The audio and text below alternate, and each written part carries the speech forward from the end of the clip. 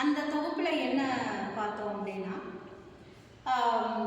மழைத்துளி எப்படி இந்த மனிதர்களுக்கு எப்படி சொல்லுவோம் முக்கிய உயிர் பொருளாக இருக்குதோ அதுபோல் நதியும் ஒரு முக்கிய கதாபாத்திரத்தை எடுத்துக்கொண்டது அப்படிங்கிற சொல்லுது. இந்த நதி எதன் மூலயமா வருது அப்படின்னு பார்த்தோம்னா, மழைத்துளி உருவாகுவதன் மூலமாக வருது. அப்போது ஒவ்வொன்றுக்கும் தொடர்புடையதாக இருக்குது அப்படின்றத நம்ம இங்கே பார்க்கலாம். இந்த நதி என்னதான் சொல்லுது அப்படிங்கிறத பார்க்கலாம். அழகான வரிகள் ஆழமாக நாம் புரிந்து கொண்டோம்னா மிகப்பெரிய ஒரு சமுதாயத்தை நம்ம உருவாக்க முடியும் அப்படிங்கிறத இந்த இடத்துல அழகாக சுட்டி காமிக்கிறார். என்ன சொல்ல வராரு அப்படிங்கிறத பார்க்கலாம். கருணை உள்ளவனை உயிர்களுக்கு தலைமை தாங்குகிறான். எவன் ஒருவனுக்கு கருணை உள்ளம் படைத்திருக்கிறானோ, அடுத்தவனுக்கு உதவி செய்யணும் அப்படின்ற ஒரு எண்ணத்தை ஆழமாக விதைச்சிருக்கிறானோ, அவன் உண்மையாலுமே இந்த உலகத்தை தலைமை தாங்கி வழிநடத்தக்கூடிய வாய்ப்பை பெறுகிறான் அப்படிங்கிறத நம்ம புரிந்து கொள்ள வேண்டும். அதனால தான் கருணை உள்ளவனை பார்த்தா அவங்களோட முகத்தில் பார்த்தோம்னாவே ஒரு மலர்ச்சி நம்மளுக்கு தானாக உருவாகும். இவங்கள மாதிரி நம்ம இருக்கணும் அப்படின்ற ஒரு ரோல் மாடல்னு சொல்லுவாங்க.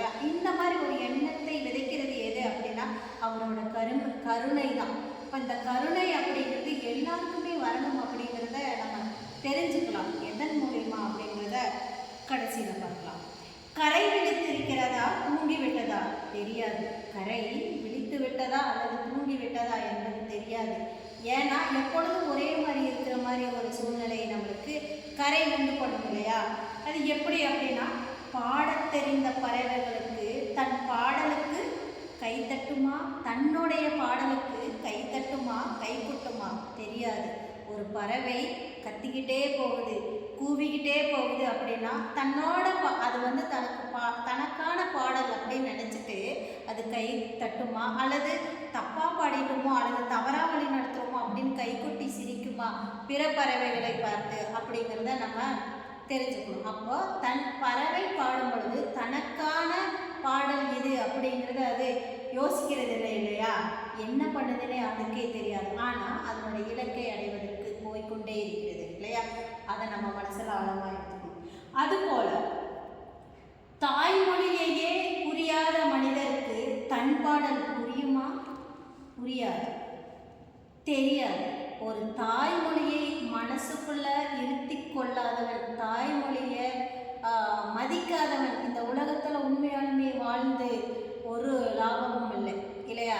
தாய்மொழி என்பது அவனுக்கான அடையாளம். அந்த அடையாளத்தை தொலைச்சவன் அவன் எப்படி சக மனிதனை கூட வந்து சகஜமாக இருக்க முடியும் இல்லையா? இப்போ தாய்மொழி என்பது அப்படின்னா தாய்க்கு நிகரானது அப்படின்னு நம்ம சொல்கிறோம் இல்லையா? அதனால தான் அது தாய்மொழி. இப்போ தாயவே மதிக்காதவன் அவன் எப்படி இந்த உலகத்தில் ஒரு நல் மனிதனாக இருப்பான்?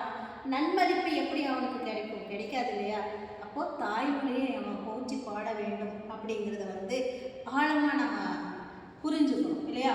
அடுத்தது சொல்கிறாரு அழகா, ஆனால் கூழாங்கற்களை வாயில் போட்டுக்கொண்டு நதி பாடிக்கொண்டே போகிறது. ஆனால் இந்த நதியானது எப்படின்னா சும்மா போயிடல. வர வழியில் இருக்கிற கல்லெல்லாம் இருக்கு இல்லையா? அந்த கல்லெல்லாம் கொண்டு வரும்பொழுது எப்படின்னா ஒரு சேஃப் இல்லாமல் ஒரு உருவம் இல்லாமல் தான் இருக்கும். அந்த நதி வழியாக அந்த கல் வரும்பொழுது என்ன ஆகுன்னா அதுக்கான ஒரு அடையாளத்தை உருவாக்கி கொள்ளும் அந்த கூழாங்கற்கள். அதுக்கப்புறம் அந்த கல் வந்து தனியாக நடந்து வராது இல்லையா? எல்லா கல்லும் ஒன்றா வரும்பொழுது ஒரு சத்தத்தை உருவாக்கும் இல்லையா?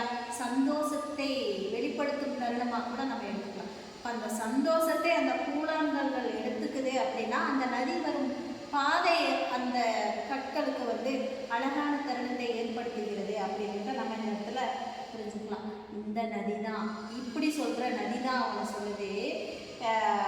இந்த நதியும் ஒரு வீடை சொன்னது. என்ன சொல்லுது? இந்த நதி கூட மனிதர்களுக்கு ஒரு பாடத்தை படித்து கொடுக்குது அப்படின்னு கவிஞர் அழகாக அந்த தலைப்பை ஒட்டியே வளர்ப்பாருங்க.